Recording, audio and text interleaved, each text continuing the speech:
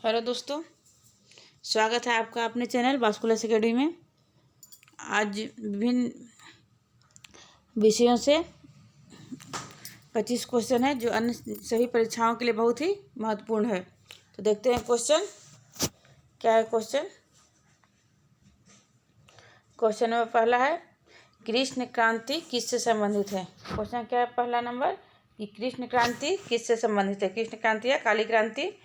Option A में मत्स्य पालन, option 2 में खनिज तेल, ऑप्शन 3 में खाद्यान्न, ऑप्शन 4 में तिलहन फसल। सबका आपको आंसर देते जाना है, टाइम मिलेगा इसी में से। तो इसका आंसर क्या हो जाएगा, ऑप्शन नंबर 2 खनिज तेल। कृष्ण क्रांति किससे संबंधित है, खनिज तेल से। अगला क्वेश्चन है क्वेश्चन नंबर 2, मंदिरों की पुण्य भूमि भारत के किस राज्य को कहा जाता है। क्या कहा जाता है, मंदिरों की पुण्य भूमि किस राज्य को कहा जाता है। ऑप्शन ए में केरल है, ऑप्शन 2 में बिहार, ऑप्शन 3 में महाराष्ट्र, ऑप्शन 4 में तमिलनाडु। इसका आंसर बताइए। इसका आंसर हो जाएगा ऑप्शन नंबर 4 तमिलनाडु। मंदिरों की पुण्य भूमि किसे कहा जाता है, कौन से राज्य को, तमिलनाडु को। अगला क्वेश्चन है क्वेश्चन नंबर 3, भारत के आर्थिक सुधारों का जनक किसे कहा जाता है। आर्थिक सुधारों का जनक भारत के किसे कहा जाता है। भारत के आर्थिक सुधारों का जनक किसे कहा जाता है। ऑप्शन फर्स्ट में दादा भाई नौरोजी, ऑप्शन 2 में मनमोहन सिंह, थर्ड ऑप्शन में अरुण जेटली, ऑप्शन 4 में एडम स्मिथ। तो इसका आंसर हो जाएगा ऑप्शन नंबर 2 मनमोहन सिंह। भारत के आर्थिक सुधारों का जनक किसे कहा जाता है, मनमोहन सिंह को कहा जाता है। अगर चैनल सब्सक्राइब नहीं किए हैं तो सब्सक्राइब करिए चैनल, ताकि ऐसे महत्वपूर्ण क्वेश्चन आपके पास पहुंचते जाएं। क्वेश्चन नंबर 4 है अगला क्वेश्चन, स्वदेशी आंदोलन को किस क्षेत्र में वंदे मातरम आंदोलन के नाम से जाना जाता था। क्या क्वेश्चन, स्वदेशी आंदोलन को किस क्षेत्र में वंदे मातरम आंदोलन के नाम जाना जाता था। जो स्वदेशी आंदोलन है उसको वंदे मातरम कहाँ कहा जाता था। ऑप्शन फर्स्ट में आंध्र प्रदेश में, ऑप्शन 2 में सूरत में, ऑप्शन 3 में बिहार में, ऑप्शन 4 में बंगाल में। तो इसका आंसर क्या हो जाएगा, option number first Andhra Pradesh में, आंध्र क्षेत्र में स्वदेशी आंदोलन को वंदे मातरम के नाम से जाना जाता था। अगला क्वेश्चन है क्वेश्चन नंबर 4, आजीवक संप्रदाय की स्थापना किसने की थी। आजीवक संप्रदाय की स्थापना किसने की थी। ऑप्शन फर्स्ट में क्या है, उपगुप्त ने, ऑप्शन सेकंड में अशोक ने, ऑप्शन 3 में टॉलमी द्वितीय ने, ऑप्शन 4 में मखली गोसाल ने। तो इसका आंसर क्या हो जाएगा, आजीवक संप्रदाय की स्थापना किसने की थी। इसका आंसर हो जाएगा ऑप्शन नंबर 4 मखली गोसाल ने। मखली गोसाल ने आजीवक संप्रदाय की स्थापना की थी। अगला क्वेश्चन है कि जिन तारों का पृष्ठताप अपेक्षाकृत निम्न होता है वह किस रंग के होते हैं। तारों का रंग किससे होता है, उसके ताप के आधार पर होता है या दूरी के आधार पर भी होता है। अधिकतर क्या होता है, ताप के आधार पर उसका रंग निर्धारण होता है, रंग प्रतीत होता है। तो जिन तारों का पृष्ठीय ताप क्या होता है, कम होता है, निम्न होता है, वह तारा किस रंग का होता है। ऑप्शन ए में क्या है, फर्स्ट में नीला, ऑप्शन 2 में पीला, ऑप्शन 3 में लाल, ऑप्शन 4 में सफ़ेद। तो इसका आंसर क्या हो जाएगा, ऑप्शन नंबर 3 लाल। जिन तारों का पृष्ठ ताप क्या होता है, अपेक्षाकृत निम्न होता है, वह कैसा दिखाई देता है, ऑप्शन नंबर 3 लाल रंग का दिखाई देता है। अगला क्वेश्चन है, केंद्र सरकार द्वारा राज्य सरकार को सहायक अनुदान दिए जाने का प्रावधान किस अनुच्छेद में वर्णित है। क्या है क्वेश्चन, केंद्र सरकार द्वारा राज्य सरकार को सहायक अनुदान दिए जाने का प्रावधान किस अनुच्छेद में वर्णित है। अनुच्छेद 280, अनुच्छेद 275, और तीसरा में क्या अनुच्छेद 267, और चौथा में क्या अनुच्छेद नंबर 263। बताइए इसका आंसर आप लोग क्या होगा। जो केंद्र सरकार जो राज्य सरकार को क्या करते हैं, जो अनुदान देती है, जो सहायता राशि देती है, उसका प्रावधान, उसका वर्णन किस अनुच्छेद में दिया हुआ है। तो इसका आंसर क्या हो जाएगा, ऑप्शन नंबर 1 2 3 4 क्या होगा इसका आंसर। ऑप्शन नंबर क्या हो जाएगा 2 अनुच्छेद 275 में केंद्र सरकार द्वारा राज्य सरकार को सहायता अनुदान जो दिया जाता है, सहायता राशि, वो संविधान के किस अनुच्छेद में है, 275 में है। अनुच्छेद नंबर 275 ऑप्शन नंबर 2 में। अगला क्वेश्चन है, कौन सा महाद्वीप है जिससे होकर विषुववृत्त, कर्कवृत्त और मकरवृत्त गुजरते हैं? वह कौन सा महाद्वीप है जिससे होकर विषुववृत्त, कर्कवृत्त, मकरवृत्त तीनों गुजरते हैं? इसका आंसर क्या हो जाएगा? ऑप्शन नंबर क्या है? फर्स्ट में एशिया, ऑप्शन नंबर सेकंड में यूरोप, ऑप्शन नंबर थर्ड में अफ्रीका, ऑप्शन नंबर फोर में अंटार्कटिका। तो इसका आंसर क्या हो जाएगा? ऑप्शन नंबर, आप लोग अपना आंसर देते जाइए, सही या गलत हो। इसका आंसर क्या हो जाएगा? ऑप्शन नंबर थर्ड अफ्रीका, यहाँ 4 हो जाएगा। तब कौन सा महाद्वीप है जिससे होकर विषुववृत्त, कर्कवृत्त और मकरवृत्त गुजरते हैं? इसका आंसर क्या हो जाएगा? Option number third Africa. Africa से तीनों गुजरते हैं, तीनों रेखाएं। अगला क्वेश्चन है क्वेश्चन नंबर 9, सिलिकॉन वैली कहाँ स्थित है? सिलिकॉन वैली,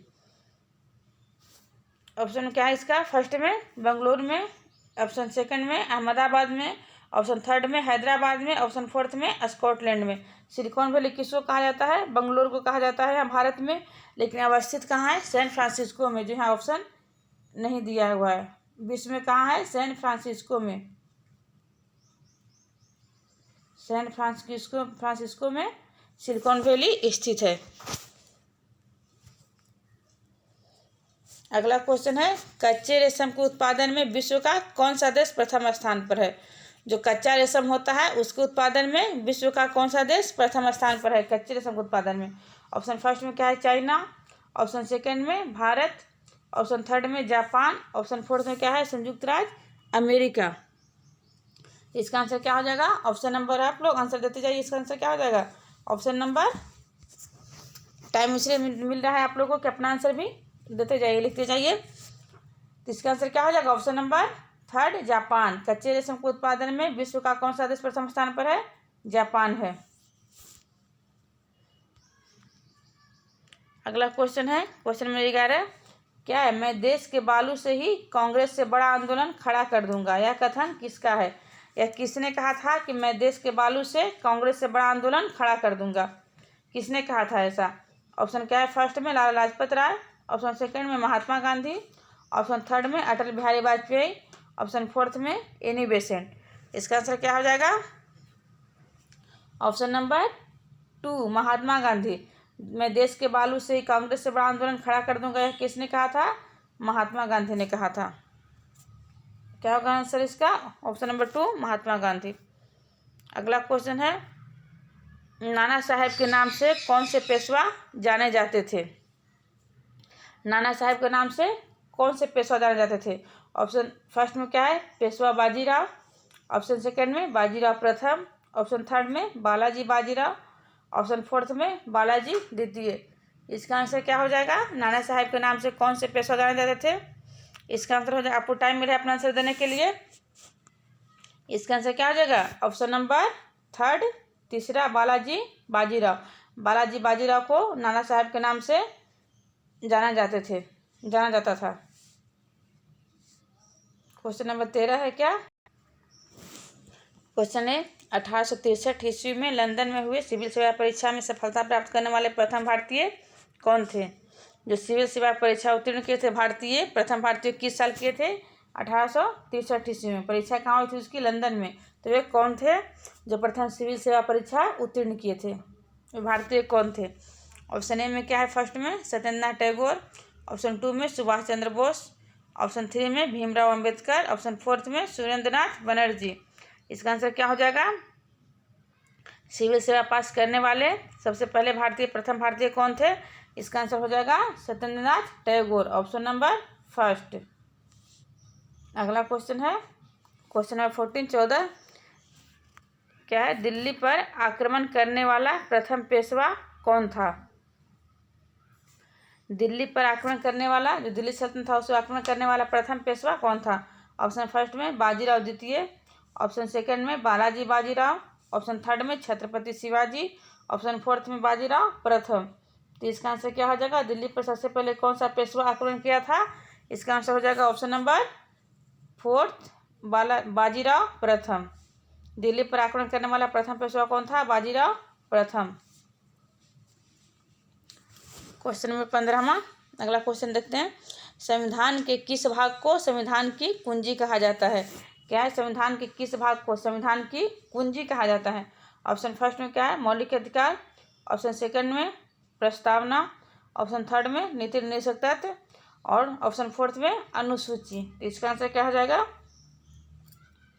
ऑप्शन नंबर 2 प्रस्तावना। प्रस्तावना क्या कहते हैं? संविधान की कुंजी। भारतीय संविधान की कुंजी किसे कहा जाता है? प्रस्तावना को। मौलिक अधिकारों क्या कहते हैं? भारतीय संविधान की आत्मा।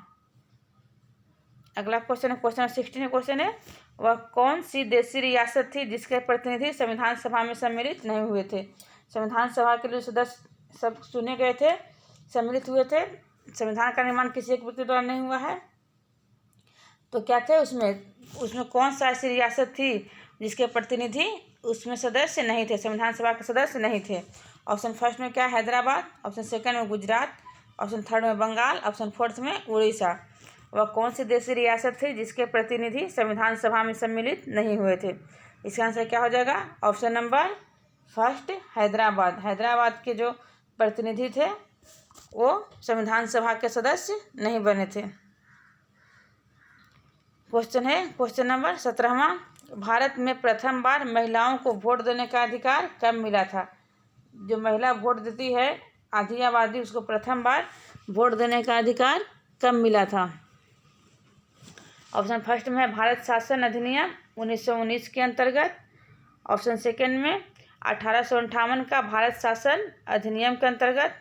ऑप्शन थर्ड में क्या है? 1892 का भारत परिषद अधिनियम के अंतर्गत। ऑप्शन फोर्थ में 1909 ईस्वी का भारत परिषद अधिनियम के अंतर्गत। तो इसका आंसर क्या हो जाएगा? कब हुआ था भारत में प्रथम बार महिलाओं को वोट देने का अधिकार? कब हुआ था, कब मिला था? तो इसका आंसर क्या हो जाएगा?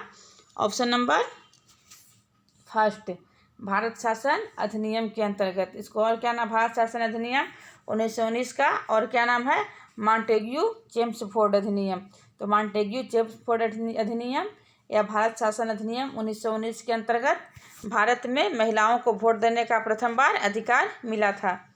अगला क्वेश्चन है, क्वेश्चन नंबर 18, विश्व की सबसे पहली रेलगाड़ी 1825 ईस्वी में कहाँ से कहाँ तक चली थी? भारत की नहीं है क्वेश्चन, विश्व के, संसार में, विश्व की सबसे पहली रेलगाड़ी कब शुरू हुई थी? 1825 ईस्वी में। वो कहाँ से कहाँ तक चली थी? ऑप्शन फर्स्ट में क्या है? स्विट्जरलैंड से स्कॉटलैंड तक। ऑप्शन सेकंड में स्टॉकटन से डार्लिंगटन तक के तक, यहाँ डार्लिंगटन तक हो जाएगा, क्या नहीं होगा? अगर ऑप्शन 3 में मुंबई से ठाणे तक, ये ठाणे तक। ऑप्शन फोर्थ में तिब्बत से चाइना तक। तो इसका आंसर क्या हो जाएगा? विश्व की सबसे पहली रेलगाड़ी कब चली थी? 1825 ईस्वी में। कहाँ से कहाँ तक चली थी? इसका आंसर हो जाएगा ऑप्शन नंबर 2, स्टॉकटन से डार्लिंगटन तक। ऑप्शन नंबर 2 होगा, प्रथम रेलगाड़ी विश्व की चली थी। 19वां क्वेश्चन है, कौन सा देश है जहाँ रेशम की सभी 4 किस्में, रेशम की किस्में 4, क्या रेशम की कितनी किस्में होती हैं? 4 किस्में होती हैं। कौन कौन? शहतूती, एरी, तसर एवं मूंगा।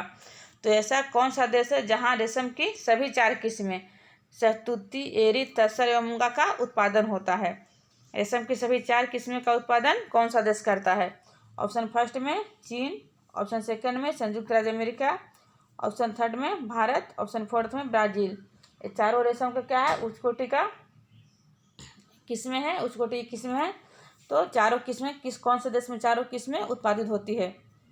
इसका आंसर क्या हो जाएगा? ऑप्शन नंबर थर्ड, भारत में।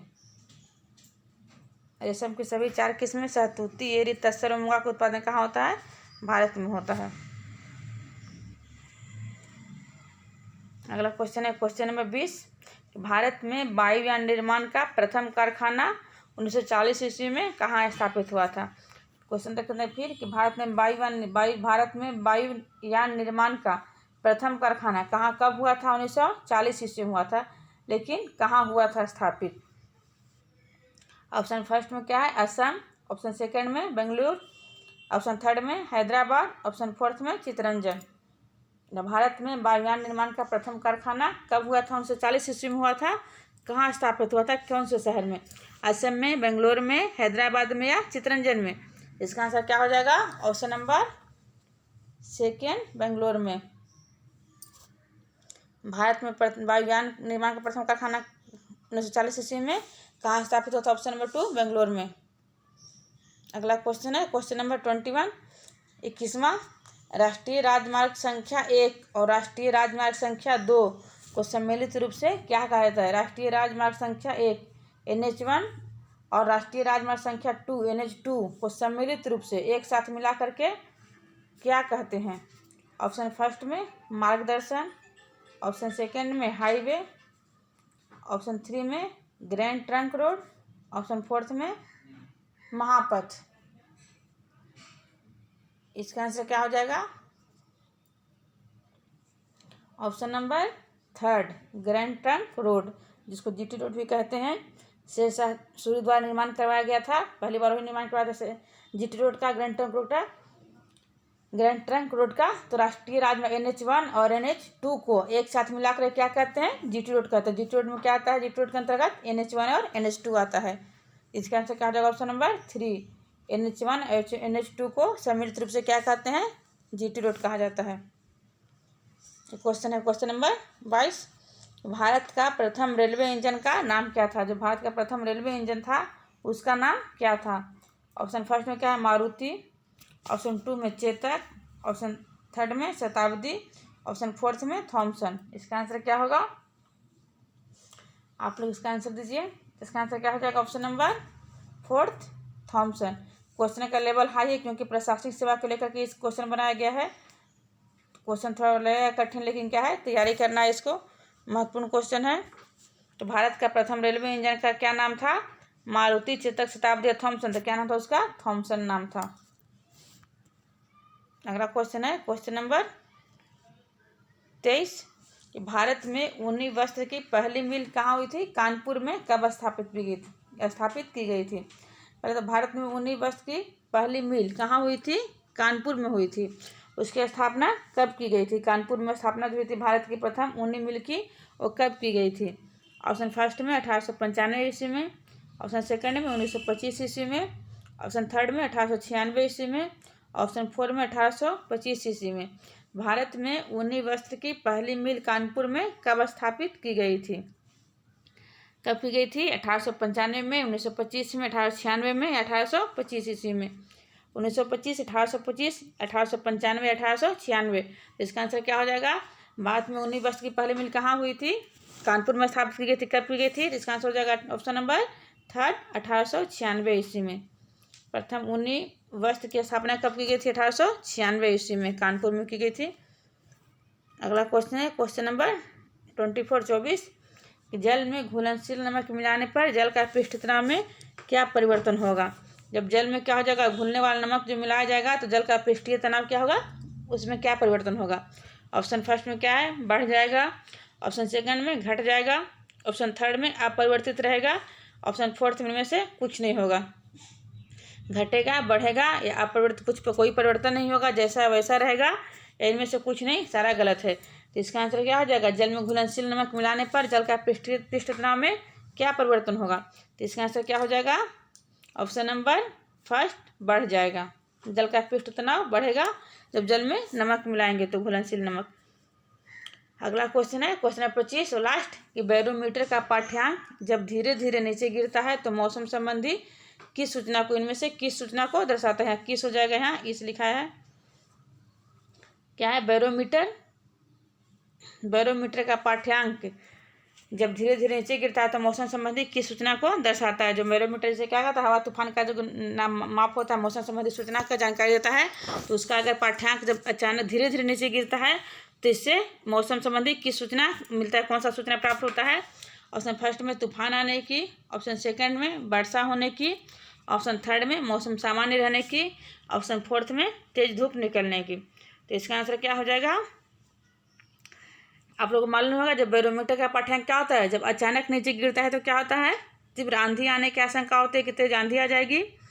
और जब क्या होता है? धीरे धीरे ऊपर चढ़ता है तो क्या होता है कि मौसम कैसा रहेगा? सामान्य रहेगा, साफ रहेगा मौसम। और जब क्या है? जब धीरे धीरे नीचे गिरेगा, क्वेश्चन क्या है यहाँ कि बैरोमीटर का पाठ्यांक जब धीरे धीरे नीचे गिरता है तो मौसम संबंधी क्या होता है? किस सूचना को दर्शाता है? तो इसका क्या हो जाएगा? वर्षा होने की। जब बैरोमीटर का पाठ्यांक क्या होगा? जब धीरे धीरे नीचे गिरता है तो इससे क्या अनुमान लगता है कि वर्षा होने की संभावना होती है। और जब धीरे धीरे ऊपर चढ़ता है तो क्या होता है, मौसम साफ रहने की संभावना रहती है। तो पूरा वीडियो देखने के लिए आप लोग को धन्यवाद। अगर सब्सक्राइब नहीं किए हैं तो फिर से बोलते हैं, सब्सक्राइब चैनल कीजिए। Thank you.